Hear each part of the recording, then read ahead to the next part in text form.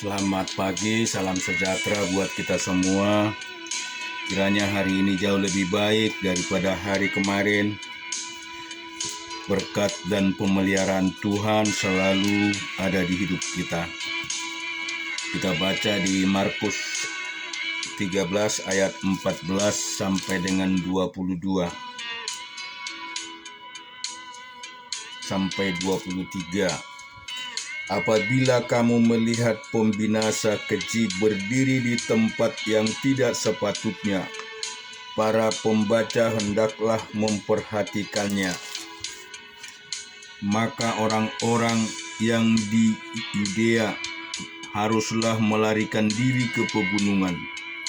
Orang yang sedang di peranginan di atas rumah, jangan ia turun dan masuk untuk mengambil sesuatu dari rumahnya.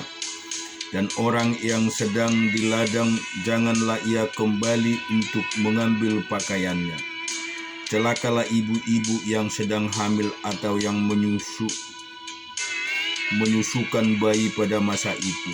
Berdoalah supaya semuanya itu jangan terjadi pada musim dingin, sebab pada masa itu akan terjadi siksaan seperti yang belum pernah terjadi sejak awal dunia yang diciptakan Allah sampai sekarang, dan yang tidak akan terjadi lagi. Dan sekiranya Tuhan tidak mempersingkat waktunya, maka dari segala yang hidup tidak akan ada yang selamat. Akan tetapi oleh karena orang-orang pilihan yang telah dipilihnya, Tuhan mempersingkat waktunya.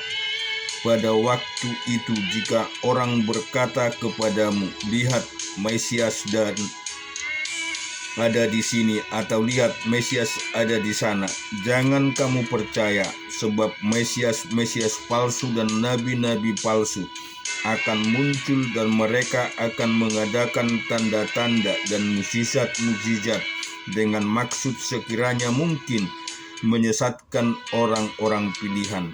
Hati-hati kamu, aku sudah terlihat dahulu mengatakan semuanya itu kepadamu. Kita juga akan baca di Keluaran 17 ayat 1 sampai dengan 15. Kemudian berangkatlah segenap jemaat Israel dari padang gurun Sion, berjalan dari tempat persinggahan ke tempat persinggahan, sesuai dengan titah Tuhan. Lalu berkemahlah mereka di Rapidim, tetapi di sana tidak ada air untuk diminum bangsa itu. Jadi mulailah mereka itu bertengkar dengan Musa. Kata mereka, berikanlah air kepada kami, supaya kami dapat minum. Tetapi Musa berkata kepada mereka, mengapakah kamu bertengkar dengan aku? Mengapakah kamu mencobai Tuhan? Hauslah bangsa itu akan air di sana. Bersungut-sungutlah bangsa itu kepada Musa dan berkata, mengapa pula engkau memimpin kami keluar dari Mesir untuk membunuh kami, anak-anak kami, dan ternak kami dengan kehausan? Lalu berseru-seru Musa kepada Tuhan, katanya, apakah yang akan kulakukan kepada bangsa ini? Sebentar lagi mereka akan melempari aku dengan batu. Berfirmanlah Tuhan kepada Musa, berjalanlah di depan bangsa itu, dan bawalah beserta engkau beberapa orang dari antara para tua-tua Israel. Bawalah juga di tanganmu tongkatmu yang kau pakai memukul sungai Nil, dan pergilah, maka aku akan berdiri di sana di depanmu, di atas gunung batu di Herop. Haruslah kau pukul ke gunung batu itu, dan dari dalamnya akan keluar air sehingga bangsa itu dapat minum. Demikianlah diperbuat Musa di depan mata tua-tua Israel. Dinamailah tempat itu Masa dan Meriba, oleh karena orang Israel telah bertengkar dan oleh karena mereka telah mencobai Tuhan dengan mengatakan, apakah Tuhan di tengah-tengah kita atau tidak? Lalu datanglah orang Amalek dan beberapa berperang melawan orang Israel dan Rafidim. Musa berkata kepada Yosua, pilihlah orang-orang bagi kita, lalu keluarlah berperang melawan orang Amalek. Besok aku akan berdiri di puncak bukit itu dengan memegang tongkat Allah di tanganku. Lalu Yosua melakukan seperti yang dikatakan Musa kepadanya dan berperang melawan orang Amalek. Tetapi Musa, Harun dan Hur telah naik ke puncak bukit. Dan terjadilah apabila Musa mengangkat tangannya, lebih kuatlah Israel. Tetapi apabila ia menurunkan tangannya, lebih kuatlah Amalek. Maka penatlah tangan Musa, sebab itu mereka mengambil sebuah batu, diletakkanlah di bawahnya supaya ia duduk di atasnya. Harun dan Hur menopang kedua belah tangannya, seorang di sisi yang satu, seorang di sisi yang lain, sehingga tangannya tidak bergerak sampai matahari terbenam. Demikianlah Yosua mengalahkan Amalek dan rakyatnya dengan mata pedang. Kemudian berfirmanlah Tuhan kepada Musa, tuliskanlah semuanya ini dalam sebuah kitab sebagai tanda peringatan dan ingatkanlah ke telinga Yosua bahwa aku akan menghapuskan sama sekali ingatan kepada Amalek dan kolong langit. Lalu Musa mendirikan sebuah mezbah dan menamainya Tuhanlah panji-panjiku. Ia berkata, tangan di atas panji-panji Tuhan. Tuhan berperang melawan Amalek turun-temurun. Kita juga akan baca Nehemia 10 ayat 1 sampai 30. Piagam perjanjian. Berdasarkan semuanya ini kami mengikat perjanjian teguh yang kami catat dengan dibubuhi meterai para pemimpin kami, orang-orang Lewi kami dan para imam kami.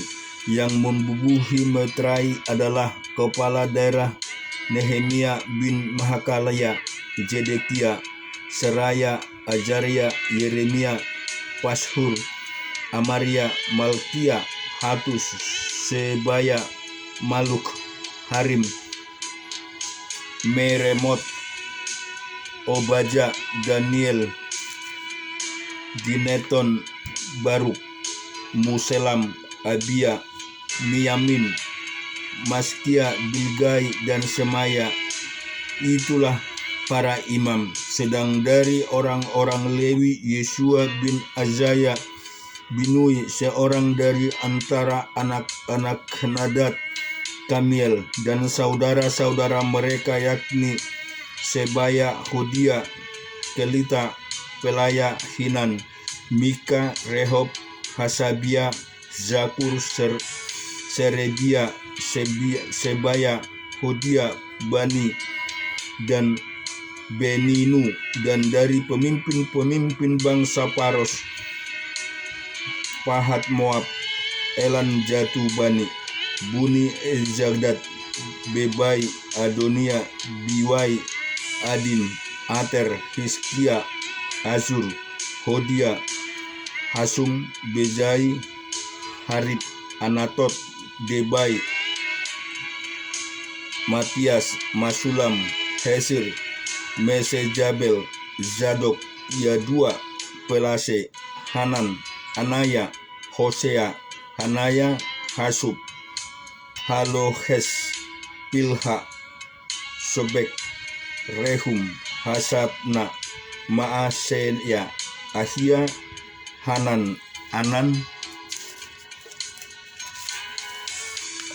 Maluk, Harim, dan Baana, dan orang-orang yang lain, yakni para imam dan orang-orang Lewi, para penunggu pintu gerbang, para penyanyi, para pembudak di bait Allah, dan segala orang yang memisahkan diri dari penduduk negeri untuk patuh kepada hukum Allah, serta istri mereka, anak-anak lelaki dan anak-anak perempuan mereka, begitu juga semua orang yang cukup dewasa untuk mengerti, mengagumkan diri dengan saudara-saudara mereka, yakni pemuka-pemuka mereka itu.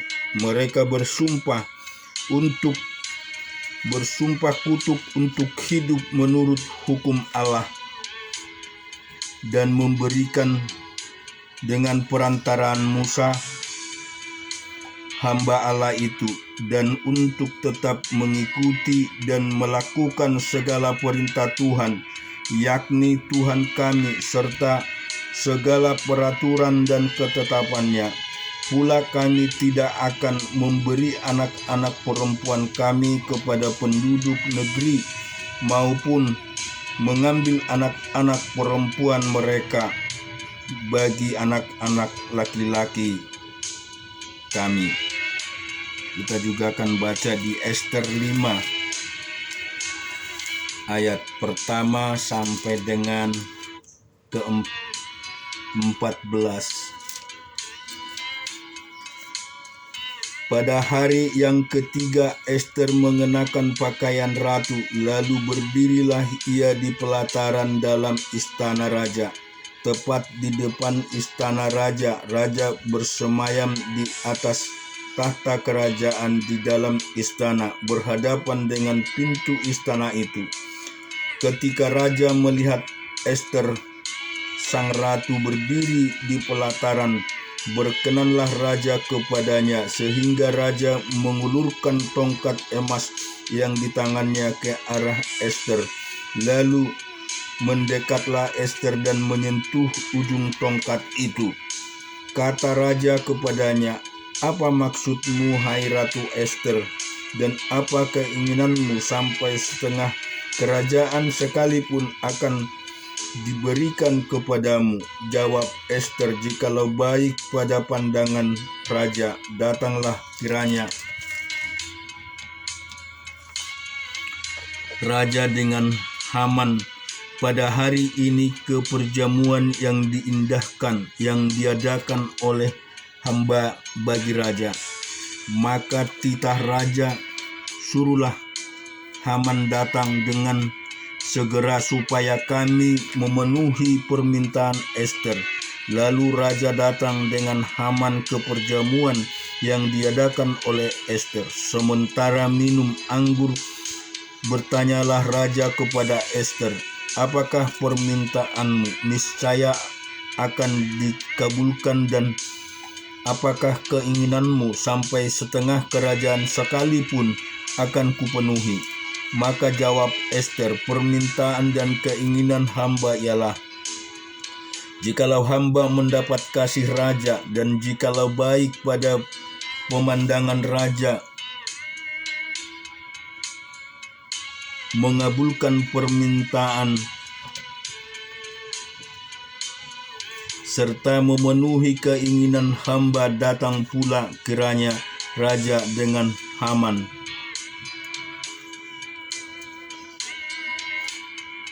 ke perjamuan, dan akan hamba adalah bagi raja dan Haman, maka besok akan hamba lakukan yang dikehendaki raja." Pada hari itu keluarlah Haman dengan hati riang dan gembira. Tetapi ketika Haman melihat Mordekai ada di pintu gerbang istana raja, tidak bangkit dan tidak bergerak menghormati dia, maka sangat panaslah hati Haman kepada Mordekai. Tetapi Haman menahan hatinya. Lalu pulanglah ia ke rumahnya dan menyuruh datang sahabat-sahabatnya dan Zeres istrinya. Maka Haman menceritakan kepada mereka itu besarnya kekayaan banyaknya anaknya laki-laki dan segala kebesaran yang diberikan raja kepadanya, serta kenaikan pangkatnya di atas para pembesar dan pegawai raja. Lagi kata Haman, tambahan pada tiada seorang pun diminta oleh Ester, satu ratu, untuk datang bersama-sama dengan raja ke perjamuan yang diadakannya, kecuali aku, dan untuk esok pun aku diundangnya bersama-sama dengan raja. Akan tetapi semua itu tidak berguna bagiku selamanya. Aku masih melihat si Mordekai, si Yahudi itu, duduk di pintu gerbang istana raja. Lalu kata Zeres istrinya dan semua sahabatnya kepadanya, suruhlah orang membuat tiang yang tinggi 50 hasta, dan persembahkanlah besok pagi kepada raja, supaya Mordekai disulangkan orang pada tiang itu. Kemudian dapatlah engkau dengan bersukacita pergi bersama-sama dengan raja ke perjamuan itu. Hal itu dipandang baik oleh Hanan. Lalu ia menyuruh membuat tiang itu. Amin. Tuhan memberkati. Oh haleluya. Puji dan syukur hanya bagi-Mu Tuhan, Allah yang kami puji dan kami sembah di dalam nama Tuhan Yesus. Terima kasih buat penyertaan-Mu di hidup kami. Terima kasih buat pemeliharaan-Mu ya Bapa, penolong kami Tuhan. Kami percaya bahwa Engkau Allah satu-satunya yang memberikan kekuatan dan pemeliharaan ini Bapa. Biarlah kiranya kebenaran firman-Mu ini Tuhan menjadi firman yang kuat dan hidup di hati kami. Terima kasih Bapa, terpuji nama-Mu. Amin.